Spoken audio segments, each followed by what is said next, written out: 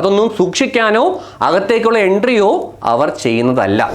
Candidate signature നിങ്ങൾ അത് ഒപ്പിടണോ? ഒപ്പിടരുത്. ഒരു അഡീഷണൽ ഫോട്ടോഗ്രാഫ്. അതെന്തിനാ അഡീഷണൽ ഫോട്ടോഗ്രാഫ്? നിങ്ങൾക്ക് അങ്ങോട്ട് എൻട്രി ഇല്ല. So hi everyone, JEE mains phase 1 എക്സാംസിൻ്റെ അഡ്മിറ്റ് കാർഡ്സ് വന്നിട്ടുണ്ട്. സോ നമ്മൾ ശ്രദ്ധിക്കേണ്ട കുറച്ച് കാര്യങ്ങൾ നമുക്കിപ്പോൾ നോക്കാം. നിങ്ങൾ അഡ്മിറ്റ് കാർഡ് ഡൗൺലോഡ് ചെയ്യുമ്പോൾ QR കോഡ്സ് ഉണ്ടെന്ന് ആദ്യമേ ഉറപ്പുവരുത്തുക. കാരണം എന്താണെന്ന് വെച്ചാൽ നിങ്ങൾ എക്സാമിനേഷൻ സെൻറ്ററിൽ ചെല്ലുമ്പോൾ അവരെ ഫസ്റ്റിൽ ചെയ്യാൻ പോകുന്നത് ഈ QR കോഡ്സ് സ്കാൻ ചെയ്ത് ഈ അഡ്മിറ്റ് കാർഡ് ഒറിജിനലാണെന്ന് ഉറപ്പ് വരുത്താനാണ്. ഇനി നിങ്ങൾ ശ്രദ്ധിക്കേണ്ട മറ്റു കാര്യങ്ങൾ, ബാക്കിയുള്ള ഡീറ്റെയിൽസ് ഒക്കെ കറക്റ്റ് ആണെന്ന് ജസ്റ്റ് ഒന്ന് ചെക്ക് ചെയ്യുക. അതിനുശേഷം നിങ്ങളുടെ ഡേറ്റ് ഓഫ് എക്സാം നിങ്ങൾ ഓൾറെഡി നേരത്തെ തന്നെ അറിഞ്ഞിട്ടുണ്ടായിരുന്നു.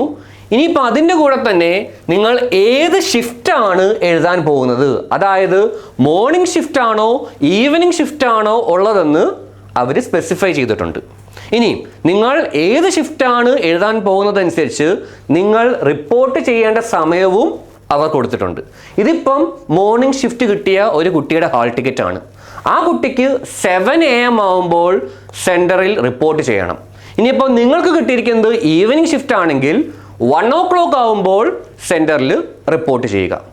ഇനി നിങ്ങൾ നോക്കി, entry gate closing time at centre അത് 8:30 AM ആണ്. എന്ന് വെച്ചാൽ എന്താ, നിങ്ങൾ മോർണിംഗ് ഷിഫ്റ്റ് കിട്ടിയ ഒരു കുട്ടിയാണെങ്കിൽ 8:30 കഴിഞ്ഞാൽ പിന്നെ നിങ്ങൾക്ക് അങ്ങോട്ട് എൻട്രി ഇല്ല. 8:31 നിങ്ങൾ സെൻറ്ററിൽ വരുന്നതെങ്കിൽ you will not be allowed to write the JEE mains exam. So നിങ്ങൾ അന്ന് ശ്രദ്ധിക്കുക, മാക്സിമം നേരത്തെ തന്നെ സെൻറ്ററിൽ എത്താൻ ശ്രമിക്കുക. ഇനി നമ്മൾ നോക്കുവാണെങ്കിൽ നമ്മുടെ അഡ്മിറ്റ് കാർഡിൻ്റെ ഫസ്റ്റ് പേജിൻ്റെ ഏറ്റവും താഴെയായിട്ട് ഒരു സെൽഫ് ഡിക്ലറേഷൻ കൊടുത്തിട്ടുണ്ട്. നിങ്ങൾ നോക്കിയേ, എന്തൊക്കെയാണ് നിങ്ങൾ ചെയ്യേണ്ടത് അവിടെ? ഒന്നാമത് കാൻഡിഡേറ്റ്സ് ഫോട്ടോ നിങ്ങൾ പേസ്റ്റ് ചെയ്യണം. എന്ത് ഫോട്ടോയാണ് പേസ്റ്റ് ചെയ്യേണ്ടേ? നമ്മൾ ആപ്ലിക്കേഷന് സമയത്ത് ഒരു പാസ്പോർട്ട് സൈസ് ഫോട്ടോ അപ്ലോഡ് ചെയ്തായിരുന്നു. ആ പാസ്പോർട്ട് സൈസ് ഫോട്ടോയുടെ വേറൊരു കോപ്പി നിങ്ങൾ ഇവിടെ ഫിക്സ് ചെയ്യണം. ഓക്കെ. പിന്നെ ഒരു കൺഫ്യൂഷൻ നിങ്ങൾക്ക് വരാൻ പോകുന്നത്, സാറേ എനിക്ക് അഡ്മിറ്റ് കാർഡിലുള്ളത് എൻ്റെ ലൈവ് ഫോട്ടോയാണ്, അപ്പോൾ ആ ഫോട്ടോയാണോ? അല്ല, നിങ്ങൾ ആപ്ലിക്കേഷൻ സമയത്ത് അപ്ലോഡ് ചെയ്ത പാസ്പോർട്ട് സൈസ് ഫോട്ടോ അതാണ് ഇവിടെ ഒട്ടിക്കേണ്ടത്. ഇനി അതിൻ്റെ റൈറ്റ് സൈഡിലായിട്ട് candidates left hand thumb impression, നിങ്ങളുടെ ലെഫ്റ്റ് ഹാൻഡിൻ്റെ തമ്പിൻ്റെ ഒരു ഇംപ്രഷൻ നമ്മുടെ സ്റ്റാമ്പ് പാഡിലൊക്കെ നമ്മളൊന്ന് മുക്കി ഒന്ന് പ്രസ് ചെയ്ത് ചെയ്യുക. ഇനിയും മൂന്നാമത്തെ കോളം നോക്കിയേ, കാൻഡിഡേറ്റ് സിഗ്നേച്ചർ. നിങ്ങളത് ഒപ്പിടണോ? ഒപ്പിടരുത്. നിങ്ങൾ എപ്പോഴാണ് ഒപ്പിടണ്ടേ? നിങ്ങൾ എക്സാം ഹാളിൽ ചെല്ലുമ്പോൾ നിങ്ങളുടെ ഇൻവിജിലേറ്റർ പറയും ഒപ്പിടാൻ. ആ സമയത്ത് മാത്രമേ ഈ ഒരു കോളത്തിൽ ഒപ്പിടാൻ പാടുള്ളൂ. ഇനി നമുക്ക് അഡ്മിറ്റ് കാർഡിൻ്റെ സെക്കൻഡ് പേജിൽ എന്തൊക്കെയുണ്ടെന്ന് നോക്കാം. നിങ്ങളിതിൽ ഏറ്റവും ഇമ്പോർട്ടൻസ് കൊടുക്കേണ്ടത് നമുക്ക് എന്തൊക്കെ എക്സാം ഹാളിലേക്ക് പെർമിറ്റഡ് ആണ് എന്നതാണ്. സോ ആദ്യമേ നമുക്ക് എന്തൊക്കെ വേണം?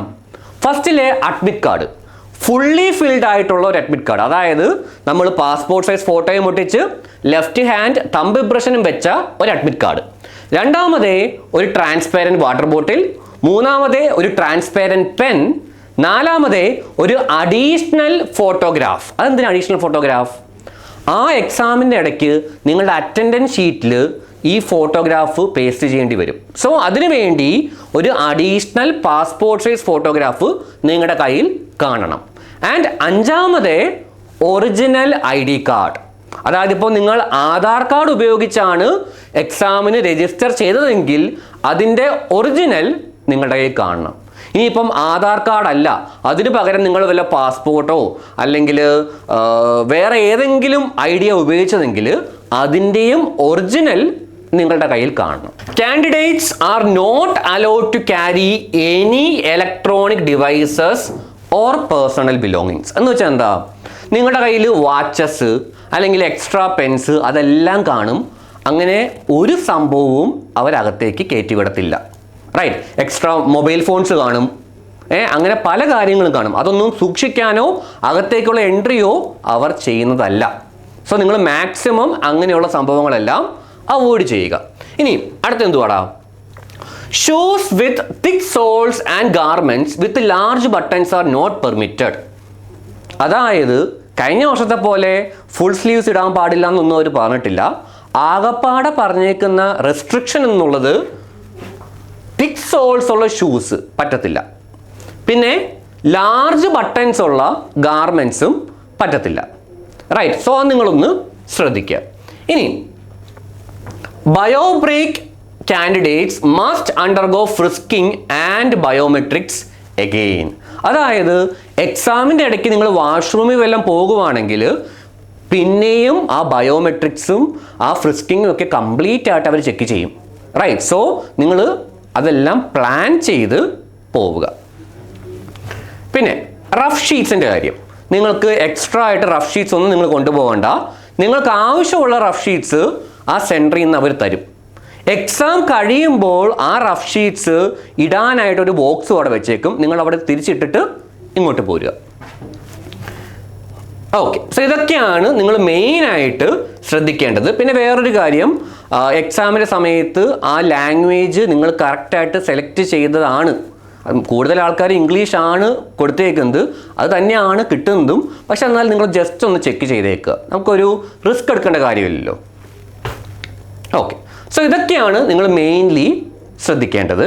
ഇതിന് ശേഷം പേജ് 3-ൽ അവർ ഇമ്പോർട്ടൻ്റ് അഡ്വൈസറി എന്നുള്ള രീതിയിൽ കുറച്ച് കാര്യങ്ങൾ കൊടുത്തിട്ടുണ്ട്. നിങ്ങൾ ജസ്റ്റ് ഒന്ന് വായിച്ചു നോക്കുക. ഒരുപാട് നമ്മളെ ഡയറക്റ്റായിട്ട് ബാധിക്കുന്ന ഒരുപാട് കാര്യങ്ങൾ അവിടെ ഇല്ല.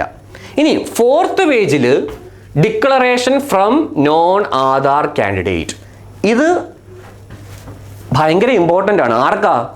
ആധാർ അല്ലാതെ വേറെ ഏതെങ്കിലും ID കാർഡ് ഉപയോഗിച്ച് എക്സാമിന് രജിസ്റ്റർ ചെയ്തിട്ടുണ്ടെങ്കിൽ നിങ്ങൾ ഈ ഡിക്ലറേഷൻ ഫില്ല് ചെയ്ത് സൈൻ ചെയ്ത് എല്ലാം കംപ്ലീറ്റ്ലി ഫില്ല് ചെയ്ത് മാത്രം പോവുക.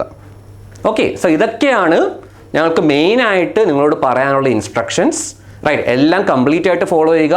നിങ്ങളെല്ലാവരും നന്നായിട്ട് വർക്ക് ചെയ്തിട്ടുണ്ട്. So all the best from all of us at Aakash Institute. So thank you.